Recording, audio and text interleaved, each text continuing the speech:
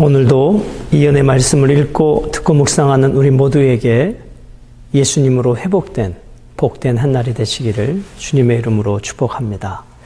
오늘은 주님께서 우리를 구원하시기 위하여 높고 높은 하늘 보좌를 버리시고 낮고 낮은 이 땅에 오셔서 멸시천대 인류의 죄를 대속하시기 위한 속전으로 세상 죄를 지고 가는 하나님의 어린 양으로 십자가 지신 우리에게는 너무나 감격의 날이지만 예수님에게는 너무나 고통스러운 고난의 날이었습니다. 오늘 우리가 그 은혜와 사랑을 기억하면서 오늘 본문을 통해 하나님을 우리가 깊이 만나는 은혜가 있게 되시기를 간절히 소망합니다. 21절과 22절은 하나님의 눈을 누가 피할 수 있겠는가입니다. 그는 사람의 길을 주목하시며 사람의 모든 걸음을 감찰하시나니 행악자는 숨을 만한 흑암이나 사망의 그늘이 없느니라. 엘리후는 계속 이야기합니다. 하나님이 모든 사람의 길을 주목하시고 발걸음을 살피시는 분이기에 어느 누구도 하나님의 판단이 잘못되었다고, 하나님께서 행하시는 것이 실수였다라고 말할 수 있는 사람은 없다라고 선언합니다. 악인이 하나님의 눈을 피할 수 있는 곳은 없습니다. 악인이 흑암이나 사망의 그늘로 피한다 하더라도 하나님은 그가 있는 곳과 그가 하는 모든 것을 알고 계십니다. 그러므로 욥이 주장하는 것처럼 하나님이 세상을 잘못 다스리셔서 악인이 득세하고 악인이 의인보다 형통하게 사는 것이라고 생각하는 그런 일은 결코 없다는 것입니다. 사랑하는 여러분, 우리가 주의 시선을 피할 수 있는 곳이 어디가 있겠습니까? 요나가 저 배 밑에 숨어서 잠자고 있지만 하나님은 그곳까지 요나를 찾아오셔서 흔들어 깨우십니다. 우리가 새벽 날개치며 저 바다 끝에 거할지라도 하나님은 그곳에 오시며 우리의 안고 일어섬을 하시는 분이시기에 우리가 하나님의 시선을 피할 수 있는 곳은 어디에도 없다는 것입니다. 23절과 24절은 악인들을 신속하게 심판하시는 하나님이라고 엘리후는 이야기하고 있습니다. 하나님은 사람을 심판하시기에 오래 생각하실 것이 없으시니 세력 있는 자를 조사할 것 없이 꺾으시고 다른 사람을 세워 그를 대신하게 하시느니라. 지체하지 않고 하나님은 즉각적으로 심판하실 것이다. 그런데 욥은 이렇게 생각했던 것이죠. 왜 하나님께서는 저렇게 악인이 득세하고 의인이 고통받는 이 현실 앞에서 왜 악인을 그냥 두실까? 왜 하나님은 악인 앞에 그냥 두실까? 이것이 욥의 생각이었다면 엘리후는 그렇지 않다는 것입니다. 하나님은 악인들을 즉각적으로 심판하신다. 왜요? 하나님은 그가 하는 모든 것을 알고 계시며 그의 생각까지 알고 계신 분이기에 하나님은 즉각적으로 심판하실 수 있다는 것입니다. 자, 그러면 엘리후가 이렇게 하나님은 즉각적으로 심판하신다라고 말하는 이유는 뭘까요? 여러분, 욥이 당한 고난은 점차적으로 온 고난이 아니라 즉각적으로 한꺼번에 밀물처럼 몰려온 고난이 아니겠습니까? 그 의도는 욥, 하나님은 너가 행했던 모든 죄를 알고 계시기 때문에 즉각적으로 너에게 심판하신 거야. 엘리후는 이 말을 욥에게 하고 싶었다는 것입니다. 하나님은 세상에서 일어나는 모든 일을 정확히 알고 계시기에 선인과 악인을 구별하실 때 지체하지 않으십니다. 하나님은 언제나 오류 없이 악인과 의인을 정확하게 구분하셔서 악인들을 심판하십니다. 아무리 이 땅에 명예와 권세, 세력이 있는 자들이라 할지라도 그들이 잘못을 범했다면 하나님은 어려움 없이 그들의 잘못을 찾아내어 심판하실 것입니다. 그러므로 욥이 하나님이 악인들을 심판하는데 지체하지 않는다 라고 생각하는 것은 욥의 생각이 잘못된 부분이고 또 즉각적으로 심판하신다라고 말하는 엘리후의 생각도 잘못된 것입니다. 하나님은 악인을 즉각적으로 심판하실 수 있지만 회개하기에 이르도록 때로는 기다려주시고 참아주시는 분이기도 하기 때문입니다.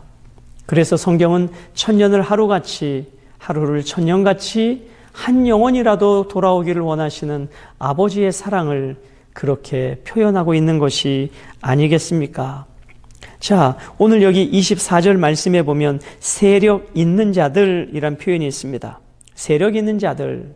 여러분, 모든 재판이 그렇듯이 정식 재판을 하기 전에 그 재판 과정에 신문 과정, 조사 과정을 거치게 됩니다. 세상 어느 법정에서도 대부분 판결을 내리기 전에 조사하는 과정을 겪게 되죠. 그런데 하나님은 정확히 아시기 때문에 그런 조사 과정 필요 없이 하나님의 판단은 실수 없이 하나님의 심판은 한치의 오차도 없이 정확하게 이루어진다라고 이야기하고 있는 것입니다. 그래서 25절과 26절은 악인을 신속하게 처벌하시는 하나님에 대하여 엘리후가 이야기합니다. 25절, 그러므로 그는 그들의 행위를 아시고 그들을 밤사이에 뒤집어 엎어 흩으시는도다. 그들을 악한 자로 여겨 사람의 눈앞에서 치심은, 하나님은 악인들의 죄를 정확히 아시기 때문에 신속하게 심판하십니다. 한밤중이라도 작정하신다면 악인들을 뒤집어 엎으셔서 파멸하시고 사람들 앞에서 공개적으로 악인들을 처벌하실 것입니다. 하나님은 은밀하게 심판하시는 것이 아니라 공개적으로 악인을 심판하심으로 하나님의 정의를 세워 가시게 될 것입니다. 다시요. 그러면 엘리후가 이렇게 이야기하는 까닭은 뭐라고요? 욥, 너는 엄청난 죄를 졌기 때문에 하나님께서 이렇게 신속하게 너에게 심판하시는 거야. 지금 엘리후는 여러 가지 이유로 말하고 있지만 그의 말이 꽂혀지는 곳은 욥, 너는 엄청난 죄인이다, 이 말을 하고 있었던 것입니다. 27절과 28절에 왜 악인들을 심판하시는가에 대한 내용입니다. 그들이 그를 떠났고 그의 모든 길을 깨달아 알지 못함이라. 그들이 이와 같이 하여 가난한 자의 부르짖음이 그에게 상달하여 하며 빈궁한 사람의 부르짖음이 그에게 들리게 하느니라. 하나님께서는 악인들을 심판하시는 이유는 그들이 하나님을 떠나 악을 행하고도 잘못을 깨닫지 못하기 때문입니다. 그들이 저지른 악행은 사회적 약자들에 대한 억압과 폭력입니다. 착취입니다. 악인들에게 짓밟힌 자와 가난한 자들은 비명을 지르고 하나님께서는 고통을 들으시고 그 약한 자, 가난한 자들을 변호하시기 위하여 이렇게 억압하고 착취하는 악인들을 심판하신다라는 것입니다. 여러분, 이스라엘 백성들이 애굽에서 430년 종살이할 때 저들의 신음소리를 하나님은 들으시지 않으셨습니까? 그러기에 하나님께서는 그 가난하고 고통당하는 자들의 신음소리를 들으시고 악인들을 즉각적으로 심판하신다. 그러므로 욥, 너가 이렇게 고난을 당한 것은 너는 엄청난 죄가 있을 거야. 사람들이 볼 때는 착한 척했지만 너는 가난한 자, 고아들의 돌보지 않았고 그들에게 주어야 할 정당한 품삯을 주지 않았던 너에게 숨겨진 죄가 있을 거야. 이것이 엘리후의 관점이었습니다. 29절과 30절은 악에 침묵하시는 것처럼 왜 하나님은 보이실까 하는 부분이죠. 주께서 침묵하신다고 누가 그를 정죄하며 그가 얼굴을 가리신다면 누가 그를 배울 수 있으랴. 그는 민족에게나 인류에게나 동일하시니라고 말씀합니다. 여러분, 하나님께서 얼굴을 숨기시면 누가 하나님의 얼굴을 볼 수가 있겠습니까? 아무도 없을 것입니다. 하나님께서 이 세상을 다스리고 통치하시는 그 방법이 내가 원하고 기대했던 방법과 다를 수가 있습니다. 하나님께서 침묵하시고 얼굴을 감추시는 것처럼 보일 때가 있습니다.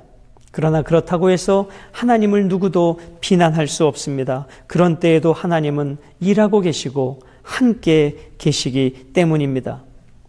이 땅의 악인들에 대한 심판이 지체된다고 해서 하나님이 세상을 포기하신 것이 아닙니다. 하나님은 여전히 세상을 다스리시고 주관하시며 한 영혼이라도 잃어버리지 않고 돌아오기를 기다리시는 아버지의 사랑으로 심판을 지체하고 있으신 것이지, 하나님이 관심이 없거나 악인들의 삶을 모르셔서 심판이 지체되고 있는 것이 아니라는 것입니다. 그러므로 31절로 32절은 욥, 너는 지금 하나님의 엄청난 심판을 받은 것이니 더 이상 너의 의를 주장하지 말고 회개하라고 엘리후는 이야기하고 있습니다. 31절 그대가 하나님께 아뢰기를 내가 죄를 지었사오니 다시는 범죄하지 아니겠나이다. 내가 깨닫지 못하는 것을 내게 가르치소서. 내가 악을 행하였으나 다시는 아니하겠나이다 하였는가. 욥, 너 이렇게 회개해 봤어? 내가 잘못했습니다. 하나님 용서해 주십시오. 내가 악을 행하였습니다. 다시는 악을 행하지 않겠습니다. 그런 회개기도 해봤니? 이것이 엘리후의 이야기인 것입니다. 엘리후가 보는 욥은 뻔뻔한 욥입니다. 엄청난 잘못을 저질러 놓고도 잘못을 인정하지 않는 교만한 욥입니다. 그러나 욥은 이 부분에서는 억울합니다. 이 고난당할 만한 그 큰 죄가, 그들이 말하는 죄가 욥에게는 없었기 때문이고 하나님도 그 부분을 지지해 주고 계셨습니다. 33절 욥은 생각을 바꾸어야 합니다. 하나님께서 그대가 거절한다고 하여 그대의 뜻대로 속전을 치루시겠느냐? 그러면 그대가 스스로 택할 것이요 내가 할 것이 아니니 그대는 아는 대로 말하라 입니다. 뻔뻔스럽게 죄를 회개하지 않는 욥에 대하여 엘리후는 계속해서 비난하고 있습니다. 엘리후는 욥이 하나님께 엄청난 죄를 저질렀음에도 불구하고 자신의 잘못을 인정하고 회개하는 것을 거부한다라고 생각합니다. 게다가 자신의 불행을 하나님 탓으로 돌린다라고 생각합니다. 자기가 회개하지 않고 오히려 하나님의 생각을 바꾸도록 하나님의 징계는 부당하다라고 욥은 생각하고 있다는 것입니다. 자, 여기 속전이라고 하는 단어가 나옵니다. 통상적으로 우리가 속전을 말할 때 예수님께서 십자가의 제물이 되시고 우리를 죄악에서 영원한 사망에서 사셨다. 그래서 예수님 자신이 속전이 되셨습니다. 그런 의미가 있고 또 속전이란 뜻은 보복하다라는 의미가 담겨져 있기도 합니다. 하나님께서 욥이 회개하지 않았다고 해서 하나님께서 욥을 보복하셔야만 하는가? 꼭 그렇지는 않다는 것입니다. 욥이 자신의 생각에 따라 하나님께 뜻을 바꾸실 것을 요구하기보다는 자신의 생각을 바꾸고 하나님 앞에 회개해야 한다는 것입니다. 엘리후는 이렇게 말하는 것은 욥이 결정해야 할 일임을 분명하게 말하고 있습니다. 욥은 더 이상 다른 논리로 말하지 말고 하나님 앞에 회개하라. 이것이 엘리후의 태도였습니다. 34절과 35절은 욥의 무지와 어리석음에 대하여 엘리후가 이야기합니다. 슬기로운 자와 내 말을 듣는 지혜 있는 사람은 반드시 내게 말하기를 욥이 무식하게 말하니 그의 말이 지혜롭지 못하도다 하리라.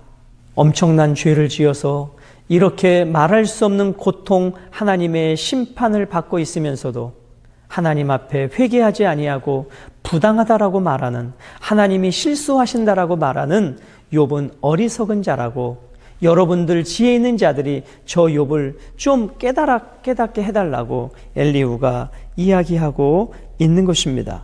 36절과 37절은 죄를 더하는 욥의 어리석음에 대하여 이야기합니다.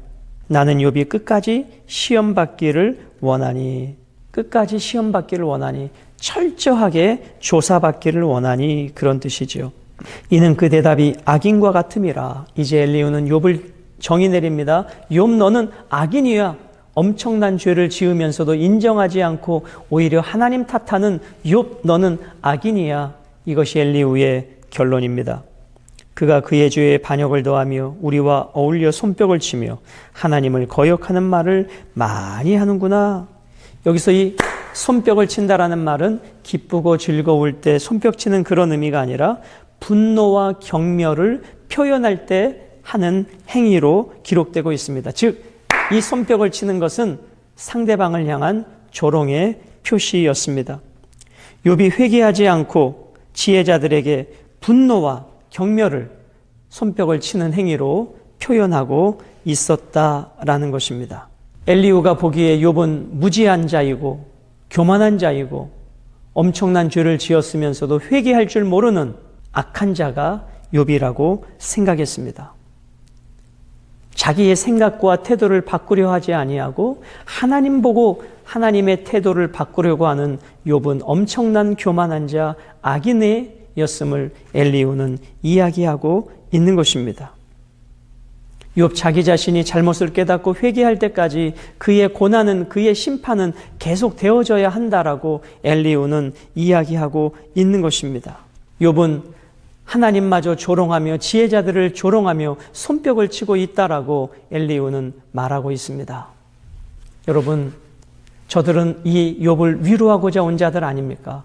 그런데 위로는 다 사라져버리고 논쟁만 남았습니다. 정죄함만 남았습니다. 비난만 남았습니다. 이것이 인간의 어리석음입니다. 사랑하는 여러분, 오늘 우리는 이 말씀을 통해서 우리는 누군가와 대화할 때, 누군가가 고난에 있는 자들을 위로할 때 나는 권면하는 자인가, 나는 비난하는 자인가입니다. 우리는 누구도 비난할 자격이 없습니다. 우리는 아파하는 자들을 위로해주고 품어주고 격려해주고 세워주는 권면하는 자가 되어야 하지, 결코 그 죄의 원인을 자기의 기준으로 자기의 잣대로 판단하고 정죄하는, 비난하는 자가 되어서는 안 될 것입니다. 오늘 예수님의 십자가는 우리를 정죄하기 위함이 아니라 우리를 긍휼히 여기시고 우리의 연약함을 채울하셔서 우리를 원수의 손에서, 사탄 마귀의 손에서 건져내어 영원한 하나님의 자녀로 하나님께 올려드리는 소중한 사랑의 행위였습니다. 우리는 그 사랑을 믿음으로 받았지만 예수님은 온 몸으로, 온 마음으로 그 사랑을 고통 가운데 표현하셨습니다. 오늘 여러분과 저에게 이 갈보리 예수 그리스도의 십자가의 고난, 그 깊은 사랑, 그 사랑이 욥을 감싸고 오늘 여러분과 저를 감싸므로 저 천성에 이를 때까지 영혼이 잘된 같이 범사가 잘되고 강건케 되어지시기를 주님의 이름으로 축복합니다.